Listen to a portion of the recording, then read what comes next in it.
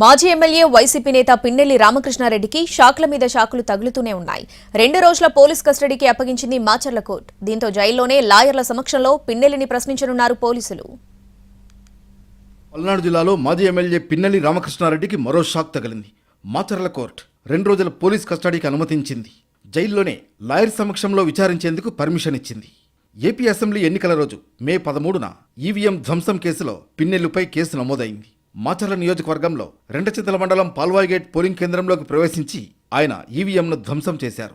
అలాగే బయటకు వస్తున్న సమయంలో చెరుకూరి నాగశిరోమణి అనే మహిళతో కూడా దుర్భాషలాడారు. దీంతో పిన్నెల్లి రామకృష్ణారెడ్డిపై పలు సెక్షన్ల కింద కేసులు నమోదయ్యాయి. మరోవైపు తనను చంపేయాలని పిన్నెల్లి వైసీపీ శ్రేణుల్ని రెచ్చగొట్టారని టీడీపీ ఏజెంట్ నంబూరి శేషగిరిరావు ఫిర్యాదు చేశారు. ఈ కేసులో రామకృష్ణారెడ్డిని పోలీసులు A1గా చేర్చారు.